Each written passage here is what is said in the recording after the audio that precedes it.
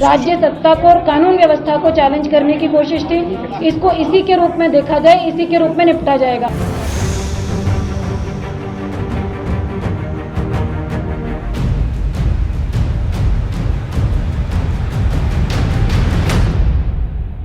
अभी जो आपने वीडियो देखी, ये उस समय की है जब लोगों की सुरक्षा करने वाली पुलिस के ऊपर उपद्रवियों ने हमला कर दिया। मामला उस समय का है जब उत्तराखंड के हल्द्वानी में प्रशासन की टीम बीते गुरुवार को अतिक्रमण हटाने गई थी, लेकिन उत्तराखंड में रह रहे अवैध लोगों ने उनके ऊपर हमला कर दिया। घटना हल्द्वानी के बनभूलपुरा इलाके की है, जिसमें कई लोगों की मौत हो गई और सैकड़ों पुलिसकर्मी घायल भी हो गए। इलाके में हिंसा के बाद वहां पर कर्फ्यू लगा दिया गया है और इंटरनेट सेवाएं भी सस्पेंड कर दी गई है। उपद्रवियों को देखते ही गोली मारने का आदेश दिया गया, लेकिन कौन है ये आदेश देने वाली भारत माता की वीर बेटी? आइए आपको बताते हैं इस वीडियो में। इस तरह का अटैक बिना प्रोवोक करे, बिना हार्म करे करा गया। पुलिस थाने में फंसे हुए अधिकारियों के ऊपर उनको बाहर नहीं निकलने दिया गया, उनको वहां पर अंदर जिंदा जलाने की कोशिश करी गई। ये स्टेट मशीनरी को चैलेंज करने की कोशिश थी, राज्य सत्ता को और कानून व्यवस्था को चैलेंज करने की कोशिश थी। इसको इसी के रूप में देखा जाए, इसी के रूप में निपटा जाएगा।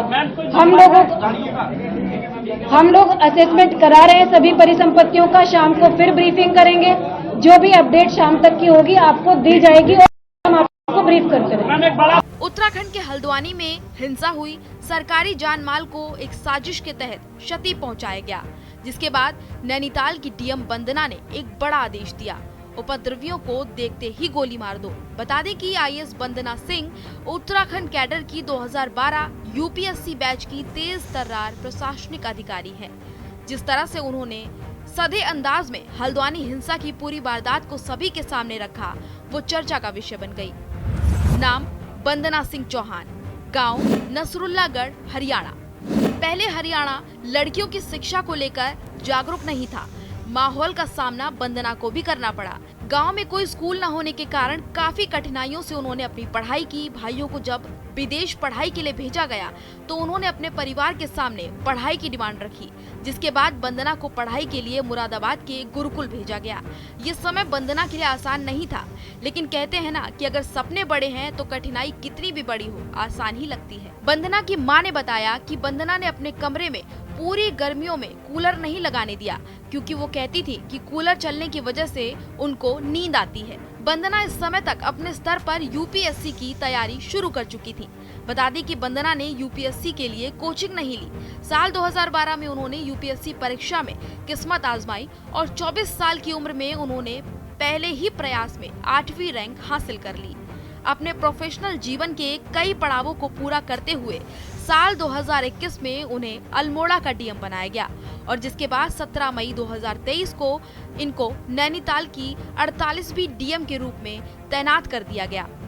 Bureau report, Bharat express. परिसंपत्तियों का जो नुकसान हुआ है, परिसंपत्तियों के नुकसान में मुख्य रूप से जो थाना है वो कम्प्लीटली डैमेज हुआ है। थाने में हालांकि किसी को घुसने नहीं दिया गया, उसको सेव किया गया, लेकिन उसके जो खिड़की दरवाजे हैं, वहाँ जो फर्नीचर है, वहाँ जो अन्य सामान है, इवन पीछे से मॉब के द्वारा हथौड़े और गन से भी उसको तोड़ने की कोशिश करी गई थाने को, तो वो एक नुकसान है। उसके अलावा जितनी भी हमारे व्हीकल थे, एडमिनिस्ट्रेशन की जितनी गाड़ियां थी, वहाँ पर जो नगर निगम की जेसीबीज थी, वहाँ की जो हमारे अधिकारी कर्मचारी जिन बाइक्स और व्हीकल्स के माध्यम से वहां गए थे उनको जलाया गया है।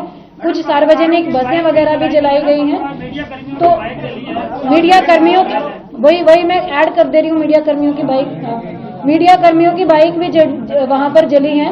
मीडिया कर्मियों को वहां चोट भी लगी है और मेरी पूरी सहानुभूति इनके साथ, सबके साथ है।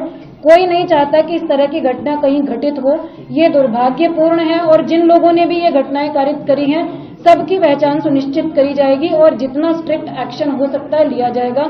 ये कम्युनल नहीं था, इसको कम्युनल ना बनाया जाए, इसको सेंसिटिव ना बनाया जाए। किसी भी दूसरे कम्युनिटी ने या किसी भी पर्टिकुलर कम्युनिटी ने ना तो रिटेलिएट किया इस चीज को लेकर, ना ही कोई ऐसा जो है धार्मिक जो है सिंबल्स जो हैं उनको प्रथम बार अटैक किया गया। एक घटना हमारे सामने जरूर एक मंदिर के सामने आगजनी की आई, लेकिन वो छुटपुट घटनाएं हैं। ये स्टेट मशीनरी को चैलेंज करने की कोशिश थी, राज्य सत्ता को और कानून व्यवस्था को चैलेंज करने की कोशिश थी। इसको इसी के रूप में देखा जाए, इसी के रूप में निपटा जाएगा। हम लोग असेसमेंट करा रहे हैं सभी परिसंपत्तियों का, शाम को फिर ब्रीफिंग करेंगे। जो भी अपडेट शाम तक की होगी आपको दी जाएगी और हम आपको ब्रीफ करते रहेंगे।